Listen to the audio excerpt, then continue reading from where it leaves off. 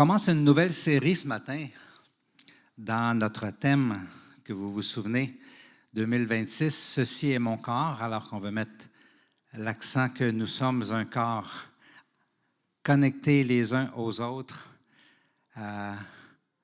comme des membres tous du même corps et qui bougent pour faire avancer le royaume des cieux sur la terre.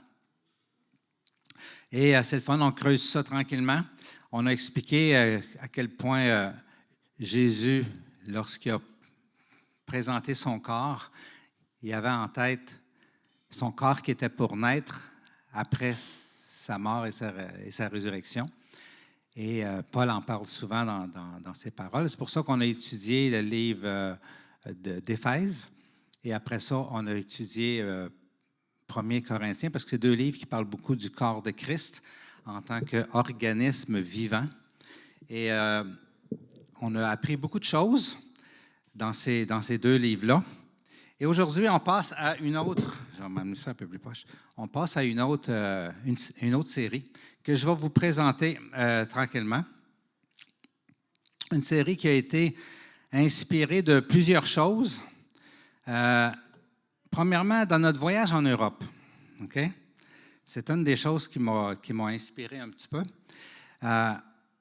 J'ai été frappé dans mon voyage en Europe de combien Jésus-Christ est représenté partout, dans chaque ville, dans chaque raccoin. Tu ne peux pas t'en sortir. Partout où tu vas, tu vois un témoin de Jésus en quelque part. Et c'est beau. On a eu plein de wow. On faisait wow, wow. Ben wow pour l'Europe, parce que l'Europe, c'est beau. Mais aussi pour les témoins de Jésus. Et vous savez de quoi je parle? Quand tu te promènes en voiture et tu vois le témoin. Les églises. Il y en a partout. Partout où tu vas, on voit des églises. Et il y a une chose pour laquelle on le disait souvent, et je parle ici de, bien entendu, on parle de tous ces monuments-là que Lise va vous faire défiler, quelques-unes de celles qu'on a vues. Mais ce qui est impressionnant pendant que ça défile, c'est le fait que partout où on va, il y a des églises. Et des églises, c'est un témoin de Jésus. Parce qu'il n'y a pas d'église si Jésus n'est pas passé par là. Des bâtiments avec une croix dessus et souvent un clocher. Et souvent des bâtiments super beaux, faits avec la main d'artistes incroyables, impressionnants. Des édifices que le monde visite de partout dans le monde. Asie, Afrique, n'importe où, le monde sont intéressés d'aller voir ces édifices-là, de les visiter, de rentrer en dedans, de regarder les détails. Moi, les détails, moi, je ne suis pas très artiste, hein, sauf pour la musique, c'est le seul art. Mais tu sais, c'est impressionnant comment que c'est.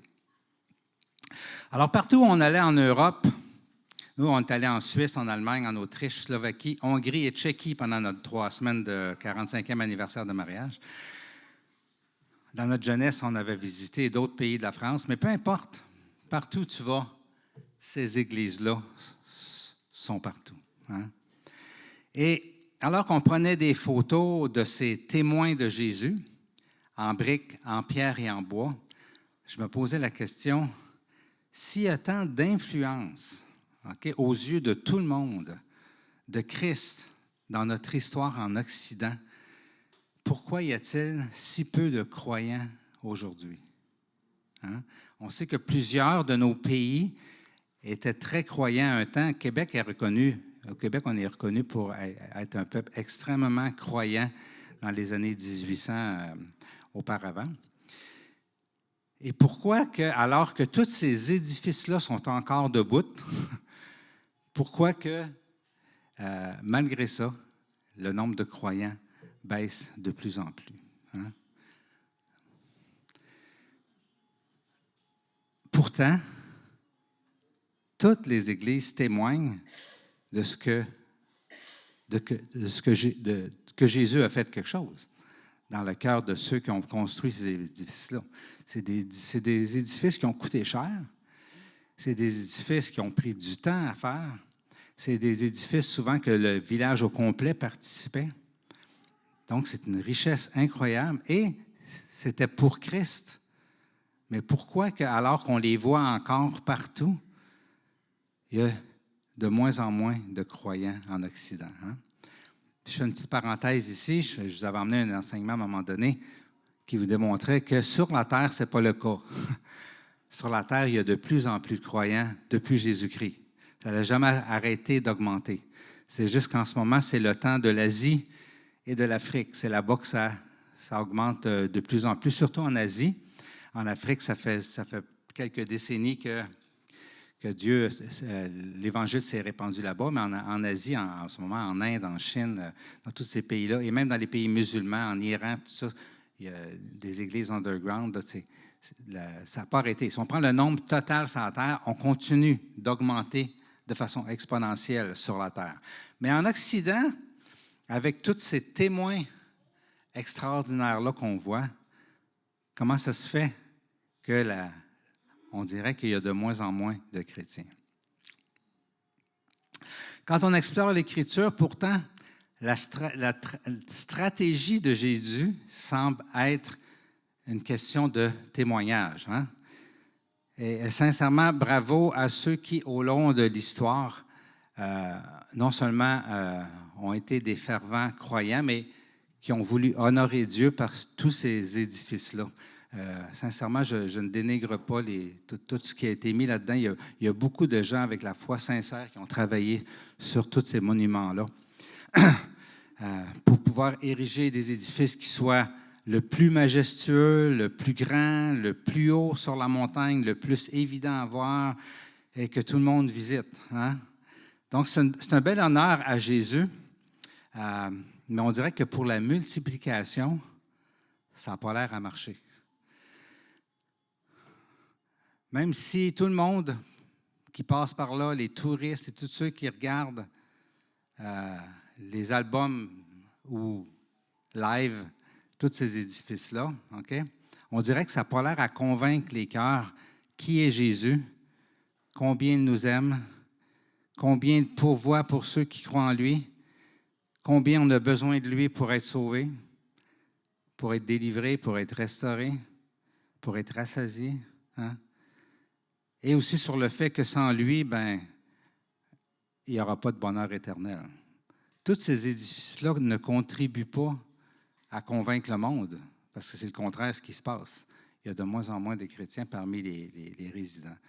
Au Québec, je l'avais déjà mentionné, mais je le mentionne encore, notre taux de chrétiens augmente au Québec. Hein? Savez-vous pourquoi? À cause de l'immigration. Parce qu'une grosse majorité des gens qui arrivent, merci Véronique, c'est des chrétiens. Dieu nous envoie du renfort. On a longtemps prié pour le renfort, il arrive. Et ce qui fait que nos chiffres continuent d'augmenter au Québec à cause de ceux qui arrivent. Il y aurait 50% des gens immigrants au Québec qui seraient des chrétiens. Quand même, Seigneur, continue. Amen.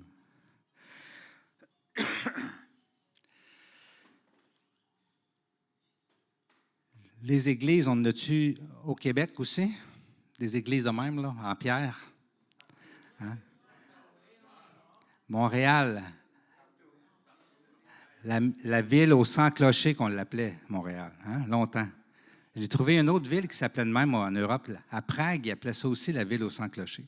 J'étais surpris. Fait qu'on n'est pas les seuls, Montréal. Mais oui, il y en a des églises aussi. Hein? Et pourtant, au Québec non plus, ça ne marche pas, ces témoins-là. Hein?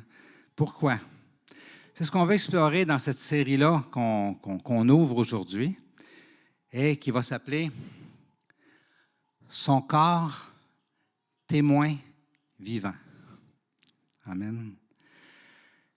Et bien entendu, le plan de Dieu, comme vous le voyez sur le visuel, ça n'a jamais été de construire des églises avec des pierres mortes ou des briques mortes ou du bois mort.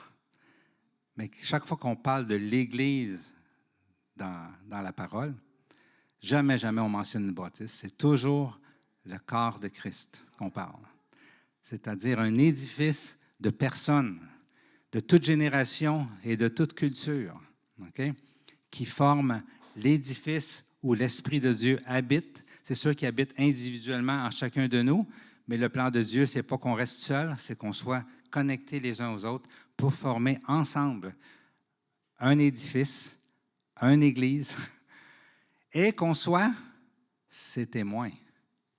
Et pas des témoins en pierre morte, mais en pierre vivante, parce que vous êtes tous, la Bible a dit que vous êtes tous des pierres vivantes, que Dieu agence lui-même les unes sur les autres aux bons endroits afin que son corps, son organisme vivant remplisse la terre. Ça, c'est le plan de Dieu. Amen. Donc, on veut s'encourager dans cette série-là qui va durer quelques dimanches, le fait que nous, le corps, on forme un édifice fait de pierres vivantes. Et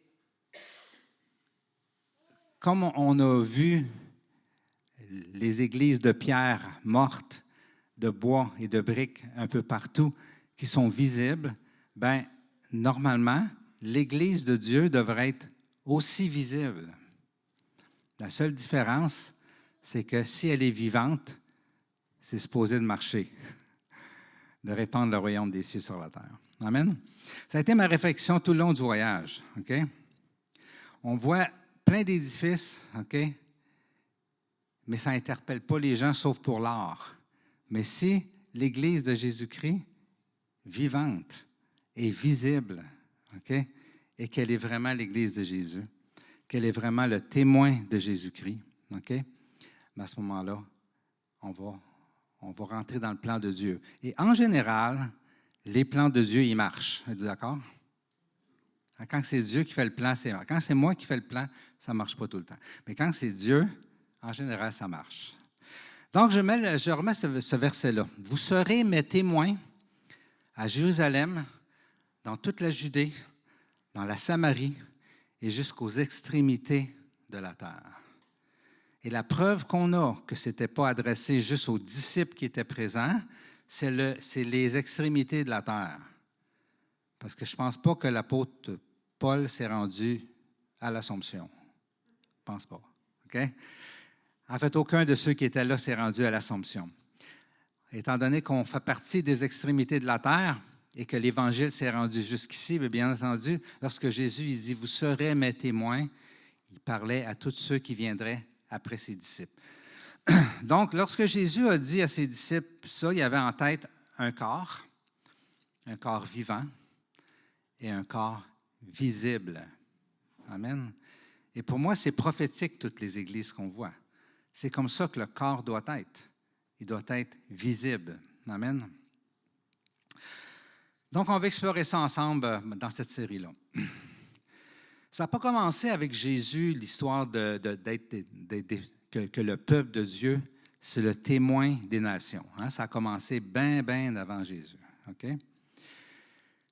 Et je veux vous emmener tranquillement, durant mon message, à un verset qui en fait, c'est quand j'ai lu ce verset-là que j'ai dit, il faut emmener un message sur être témoin de Jésus. Et c'est un verset qui n'a même pas le mot témoin dedans, mais ça m'a tellement interpellé, puis je vais y arriver vers la fin du message. Mais je vous amène tranquillement. C'est bon? Donc, longtemps avant nous, longtemps avant Jésus, quand Dieu avait une seule assemblée, hein, en ce moment, on a l'assemblée réunie à l'Assomption, mais il y a eu un temps où Dieu avait une seule assemblée sur toute la terre. OK? Et bien entendu, ce sont les Israélites, les descendants d'Abraham. OK? Dieu faisait déjà d'eux leurs témoins. OK? Témoins de quoi? Tu es témoin de quoi? De sa bonté. De sa puissance. Pardon? De son caractère. C'est vrai. Ta sagesse. Témoin d'un peuple qui lui appartient.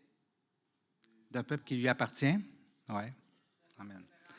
Il y a bien des choses à être témoin, hein, parce que Dieu est bien des choses. OK?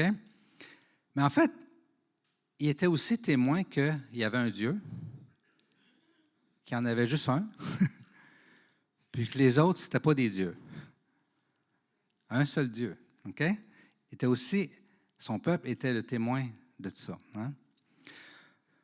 Donc, le premier à qui Dieu a dit que lui va influencer, son témoignage va influencer toutes les notions de la terre, c'est qui? C'est Abraham. Hein? C'était le premier. OK? Qu'est-ce qu'il y avait de spécial, notre Abraham, pour que Dieu lui donne cette mission-là, ou qu'il fasse de lui ce premier témoin-là, je pourrais dire? Bien, il croyait en Dieu. C'était simple ce qu'il faisait. Il croyait en Dieu. Il croyait que Dieu était bon.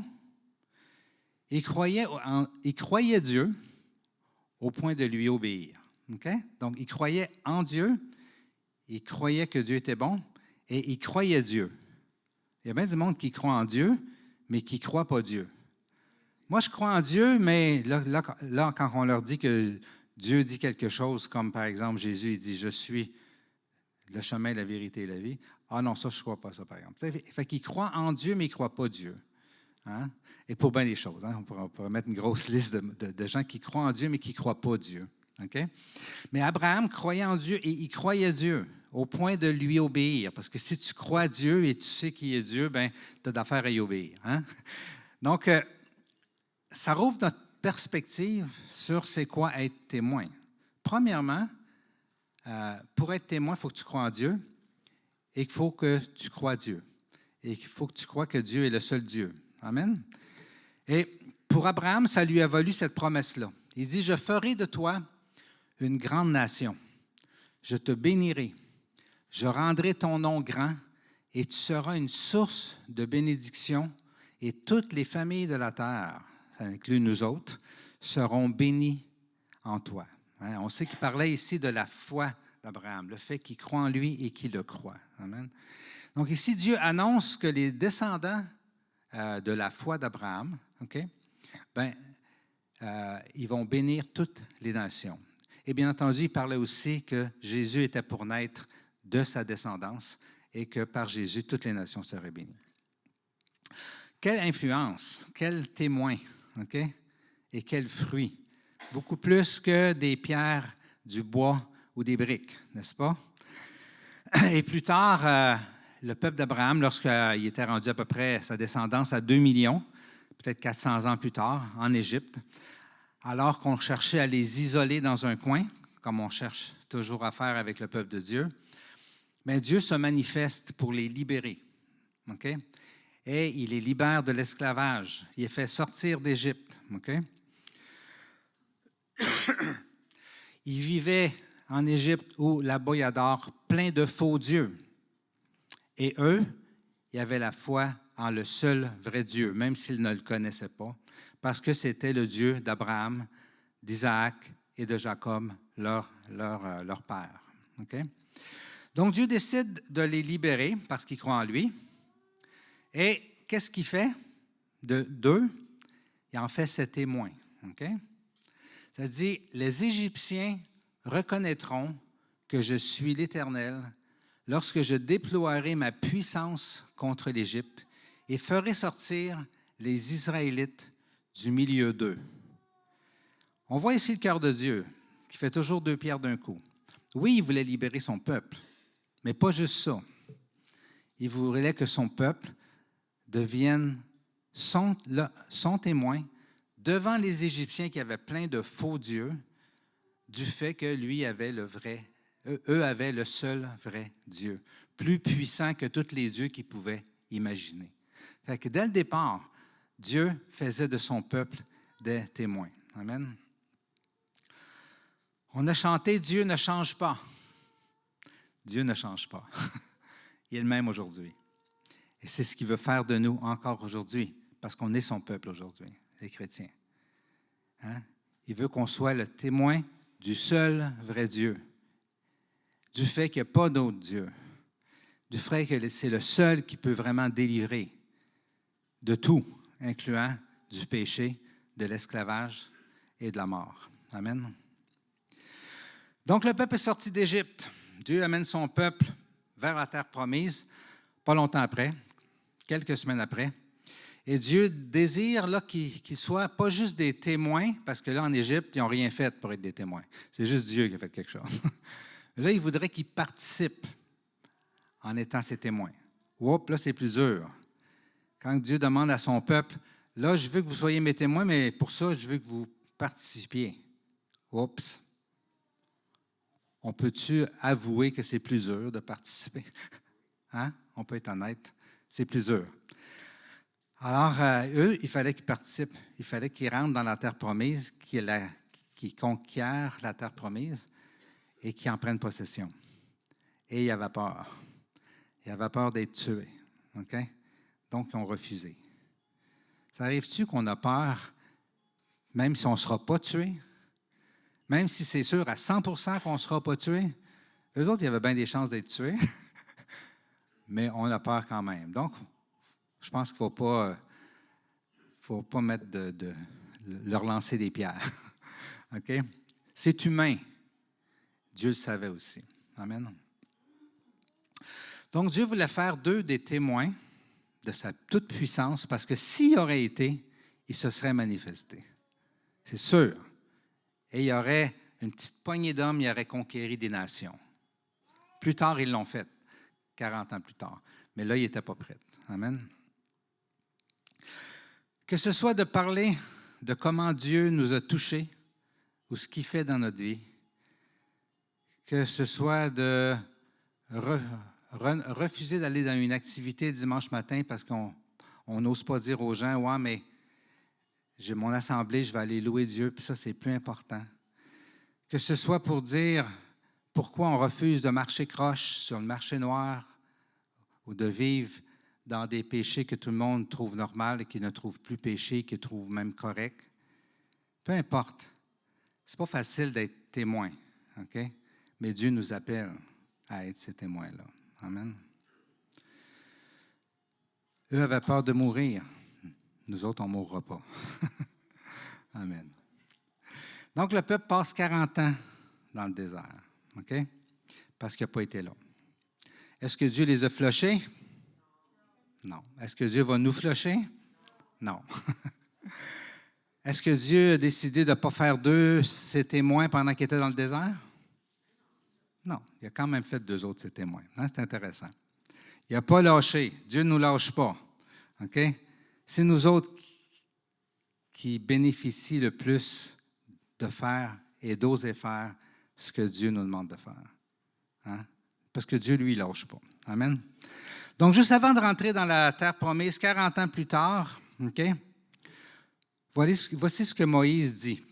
Il dit, ou ce que Dieu dit par Moïse, « Lorsqu'ils entendront parler de toutes ces prescriptions, OK, là, il parle de la loi, ils diront, « Cette grande nation est un peuple vraiment sage et intelligent. Quelle est en effet la grande nation qui a des dieux aussi proches que l'Éternel notre Dieu, l'est de nous, toutes les fois que nous faisons appel à lui? Et quelle est la grande nation qui a des prescriptions et des règles aussi justes que toutes ces lois que je vous présente aujourd'hui? » Intéressant ici. Moïse leur dit, là, vous venez de passer 40 ans dans le désert. Pendant qu'ils étaient dans le désert, bien, ils ont eu des victoires, ils ont gagné des guerres. Dieu les a nourris par la manne du ciel. Dieu a pourvu à tous leurs besoins. Leurs vêtements ne se sont pas usés. Hein? Dieu ne les a pas lâchés. Et parce que Dieu ne les a pas lâchés, ils ont continué quand même d'être des témoins passifs, mais des témoins. OK? Et Moïse est en train de leur dire, bien, les peuples, là, ils savent ça. Ils savent que vous avez toujours gagné vos victoires. Ils savent que Dieu ne vous a pas lâché. Et ils vont dire, nos dieux ne sont pas comme ça. Nos dieux ne sont pas proches comme leurs dieux. Nos dieux ne pourvoient pas à nos besoins comme leurs dieux pourvoient à leurs besoins. Amen. Et puis, Moïse leur fait part aussi que les 40 ans qui ont passé dans le désert, bien, ça a aussi servi de témoignage de la grandeur de Dieu et aussi que les peuples, ça a mis de la crainte dans le cœur des peuples. C'est intéressant, regardez ce qu'il dit. Il dit, « L'Éternel te donnera la victoire sur les ennemis qui se dresseront contre toi. Ils sortiront contre toi par un seul chemin et c'est par 7 chemins qu'ils fuiront devant toi. L'Éternel ordonnera la bénédiction d'être avec toi dans tes greniers, dans toutes tes entreprises. Il te bénira dans le pays que l'Éternel, ton Dieu, te donne. Tu seras pour l'Éternel un peuple saint, comme il te l'a juré. lorsque tu respecteras les commandements de l'Éternel, ton Dieu, et que tu marcheras dans ses voies. Il dit, tous les peuples de la terre verront que tu es appelé du nom de l'Éternel et ils auront peur de toi. Et c'est sûr qu'il parle au pluriel ici, mais c'est quelque chose qui s'était déjà passé. On va le voir tantôt avec un autre verset. Donc oui, dans le futur, si tu continues de juste obéir à Dieu comme tu ne l'as pas fait il y a 40 ans, mais si tu le fais là, les autres peuples, ils vont te craindre. Ils vont avoir peur de toi. Pourquoi? Parce qu'ils vont voir que Dieu est avec toi. Et ça va leur faire peur. Hein? Je te donnerai victoire sur tes ennemis. Je te bénirai et tu seras saint aux yeux des autres peuples. Okay? Tous les principes, okay, de Dieu, pas tout le monde qui les accepte.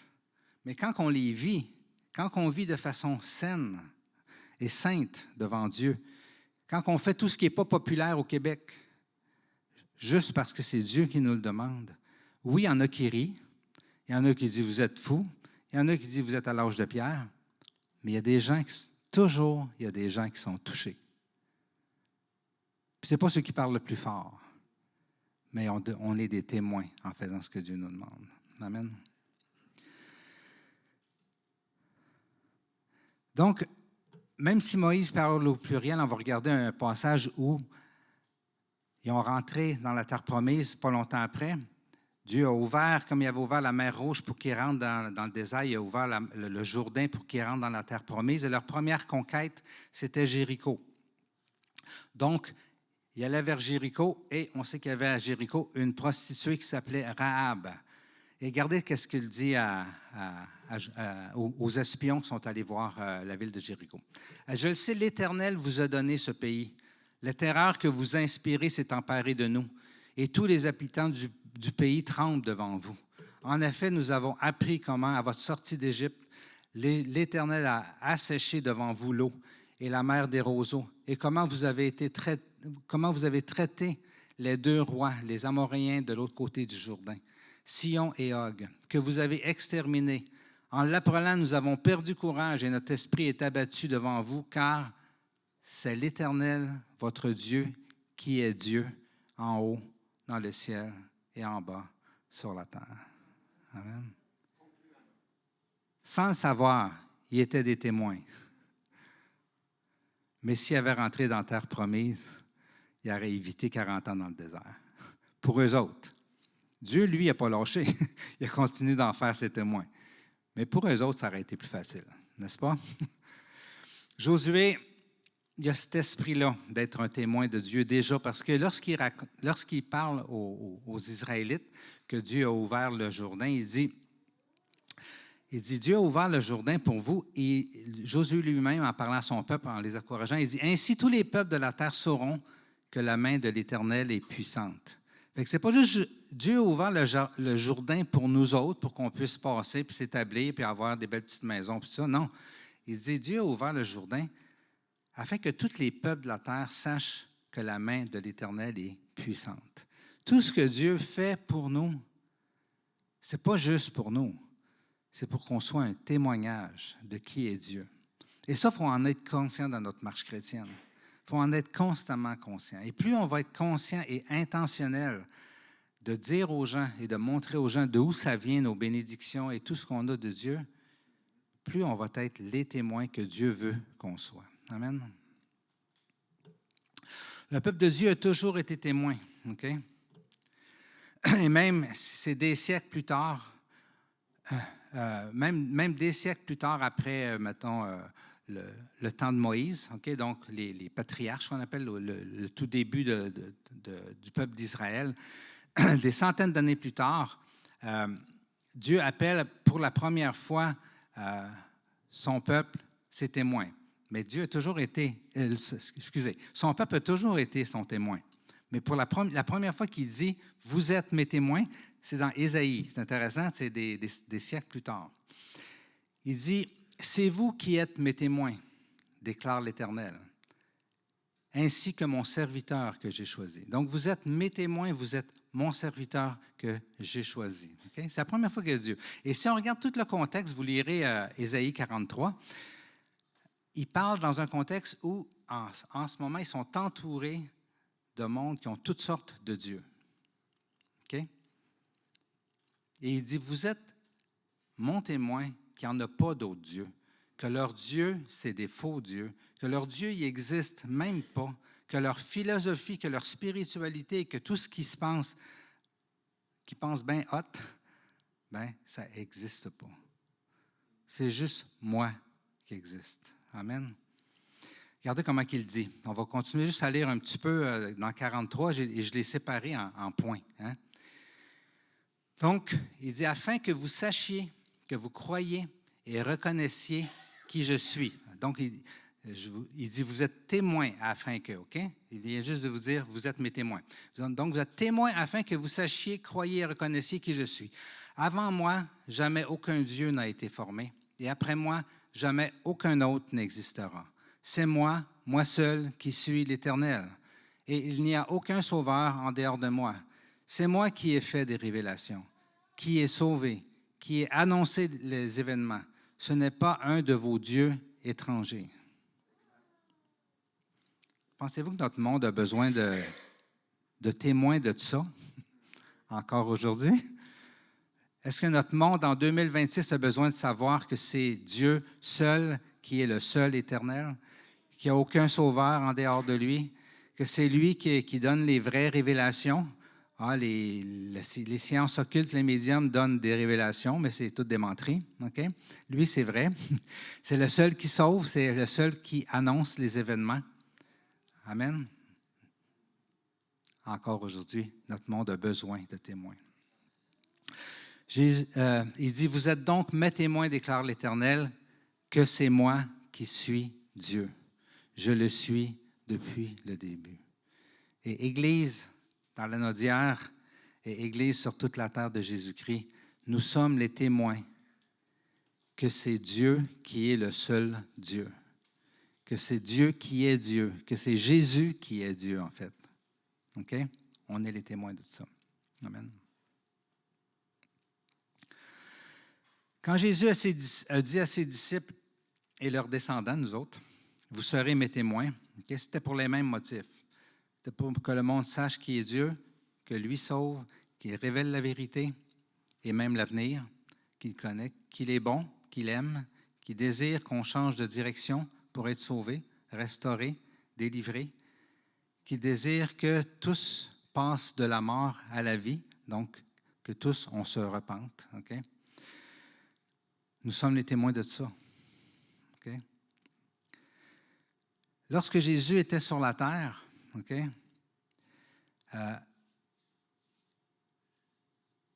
il s'est rendu compte que les Juifs n'étaient pas les témoins que Ésaïe avait dit qu'ils devaient être, ou que Dieu avait promis par Abraham, ou qui avait parlé par la bouche de Moïse. Ils n'étaient pas ces témoins-là. Okay? C'est pour ça que Jésus a voulu partir de là, okay? Et il a voulu bâtir un corps relié à lui, relié les uns les autres par le Saint-Esprit, né de nouveau, né de son esprit, pour être son témoin parmi toutes les nations de la terre.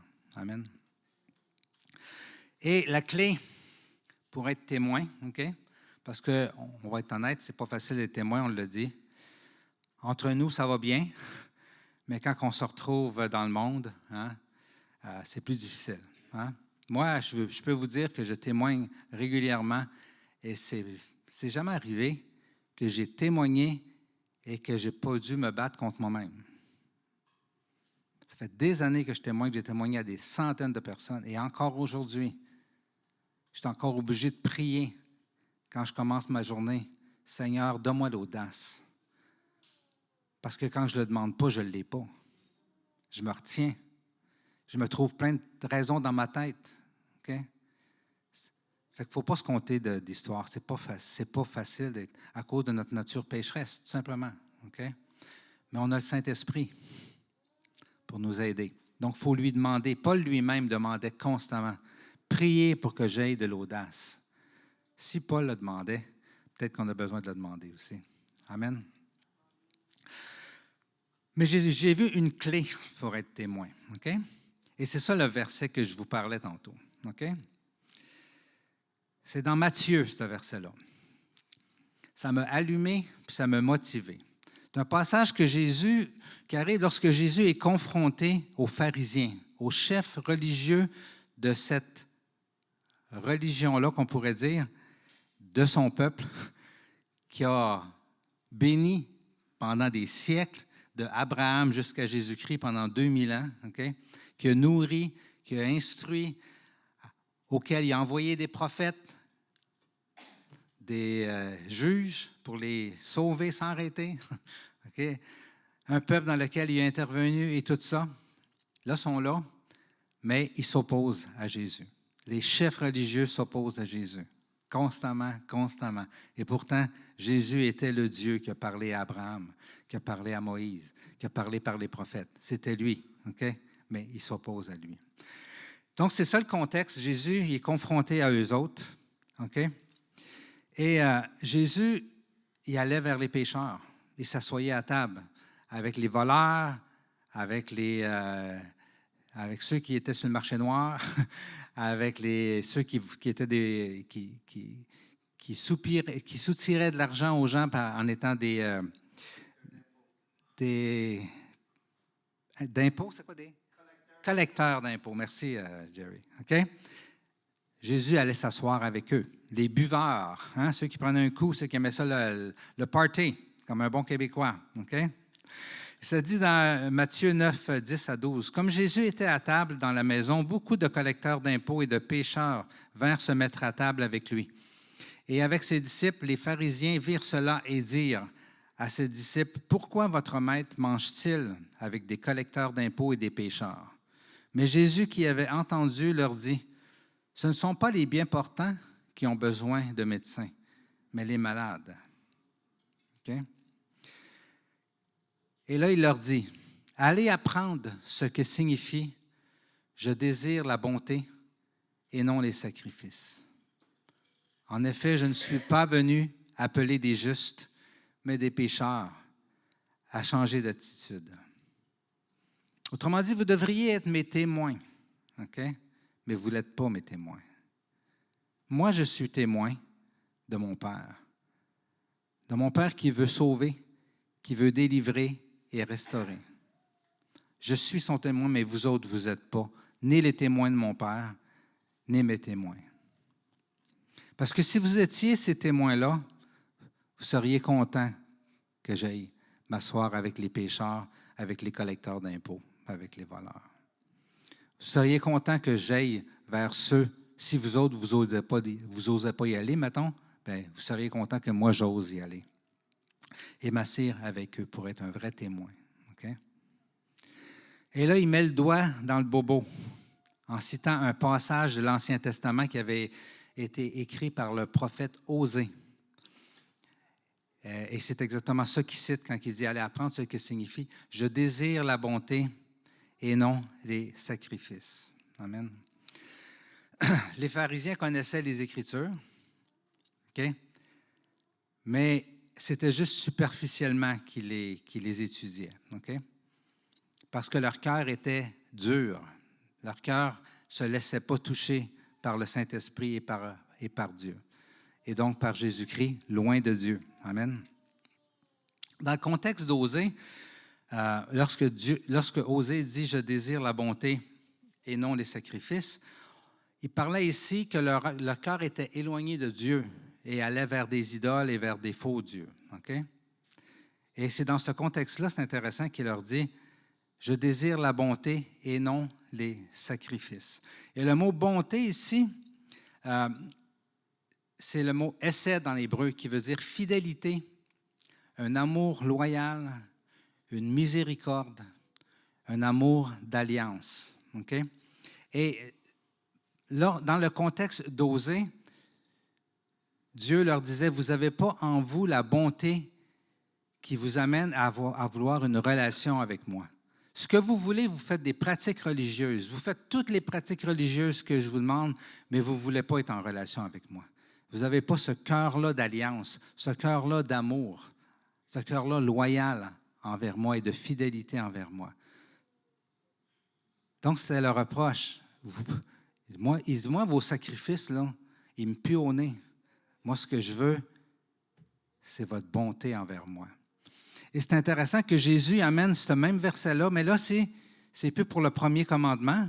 Dans le temps d'Osée, c'était « Tu aimeras ton Dieu, le Seigneur, de tout ton cœur, de toute ton âme, de toute ta force et de tout ton esprit. » Jésus l'amène dans celui qui lui est semblable et qui résume toute la loi et les prophètes. « Tu aimeras ton prochain comme toi-même. » Et c'est dans ce contexte-là, il dit « Vous n'avez pas lu que mon Père aime mieux la bonté que les sacrifices. Vous, les pharisiens, vous faites tout ce qu'il faut. Vous faites tous les sacrifices du temple, vous faites tout, mais vous ne pratiquez pas la bonté. Et c'est à ça que vous êtes appelés, de pratiquer la bonté.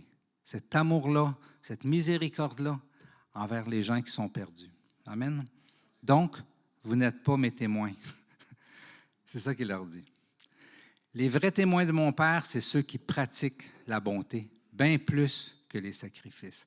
Et on sait combien l'Église, dans toute l'histoire, elle a tombé tout le temps, dans les sacrifices et dans les bâtisses, plutôt que dans la bonté sacrificielle qui nous amène vers les gens. Okay? Tous les sacrifices que Dieu nous a demandé de faire, dans l'Ancien Testament comme dans le Nouveau, que ce soit la louange, la prière, le jeûne et tout ça, ça a un but, c'est de nous rapprocher de Dieu, afin que sa bonté s'imprègne en nous et qu'on puisse être bon pour notre prochain et être des témoins comme Jésus auprès des gens qui ne connaissent pas Dieu. C'est ça le but. Mais on met l'emphase sur le sacrifice et on devient une religion tellement facilement. Parce que là, le monde, c'est plus important, c'est nos sacrifices qui comptent. Et on revire les choses tout le temps en envers. Ça, c'est toujours fait, ce n'est pas nouveau. Dieu nous appelle à la bonté, parce qu'il est mieux la bonté que le sacrifice. Hein? Et bien entendu, pour ça, on a besoin du Saint-Esprit, parce que si on prend le verset au complet de Actes 1:8, ça dit « Vous recevrez une puissance lorsque le Saint-Esprit viendra sur vous.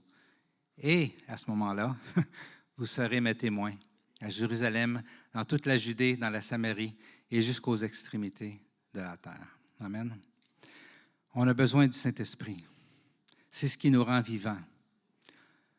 Et on a besoin de la louange, de la prière, du jeûne, de l'assemblée. L'assemblée est aussi importante que nos prières, que la louange.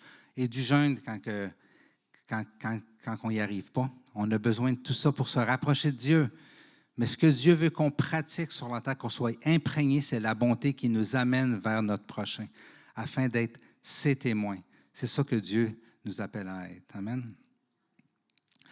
Donc, pour être ses témoins, on a besoin de 3 choses en tant que corps. On a besoin d'être vivant, n'est-ce pas?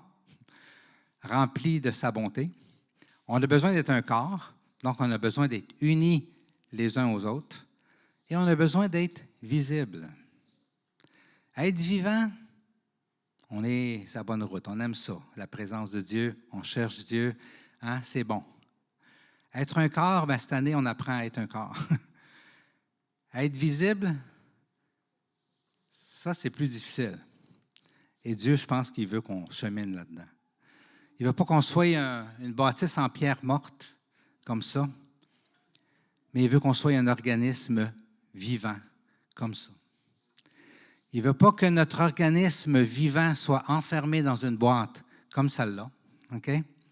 Et qu'elle fasse tous ces beaux petits rituels ensemble et qu'on reste entre nous tout le temps puis qu'on oublie que le monde se perd. Il ne veut pas non plus qu'on soit dans un monastère comme ça et qu'on ait des beaux temps de louange et tout ça ensemble puis qu'on oublie le monde autour. Mais il veut qu'on soit sur une montagne, comme nos églises, en pierre.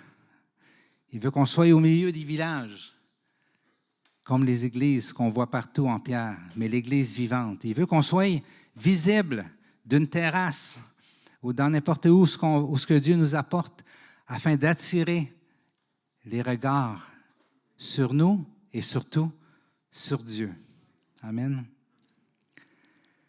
Il faut être honnête, c'est plus dur pour l'Église d'aujourd'hui d'être visible que de louer Dieu. OK? Mais Dieu nous appelle à être ses témoins puis à être visibles. Et c'est ça qu'on veut voir dans notre série. Amen. Allez apprendre ce que signifie « je désire la bonté et non les sacrifices ». Pourquoi je dis que c'est une clé pour être témoin? Parce que plus on va être imprégné de la bonté de Dieu, plus ça va être facile d'être témoin. Est-ce que Jésus est mort? Le focus de Jésus, bon, je vais le dire de même. Le focus de Jésus quand il est mort, c'était son sacrifice ou c'était nous autres? Ce qui était important pour lui, c'était-tu de faire un sacrifice ou c'est sa bonté envers nous autres? C'est pareil pour nous.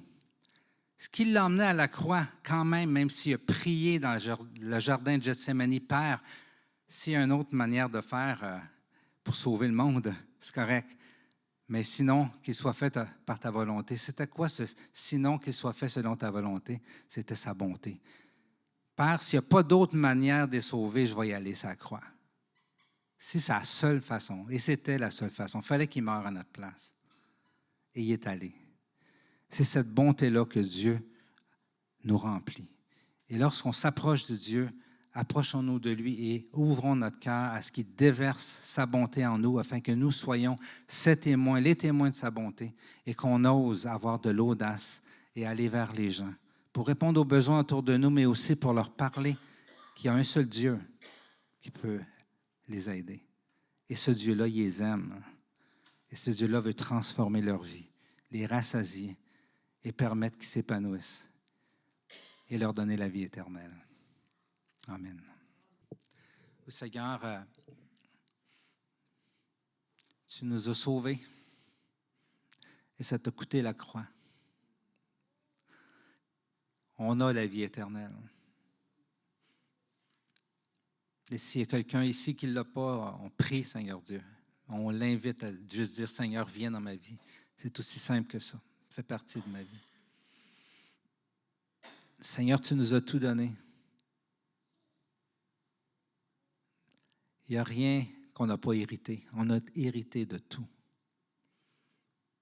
Donne-nous d'être tes témoins. On le sait, Seigneur Dieu, qu'on va être vraiment satisfait, rassasié dans nos âmes, si on est vraiment tout ce qu'on est, tout ce que tu veux qu'on soit en toi. Aide-nous d'être tes témoins. Et aide-nous d'être un corps, témoin vivant de qui tu es. On a besoin des uns des autres pour être des témoins. Tout seul, on ne peut pas y arriver. On a besoin d'être ensemble. Papa, aide-nous. Tu nous as donné ton esprit pour ça. On ouvre nos cœurs, Seigneur, en ce moment à ton esprit, afin que tu fasses cette œuvre en nous. Et dans un temps où notre Occident a tellement besoin de toi, on te demande, Seigneur Dieu, d'être les témoins que tu veux qu'on ait.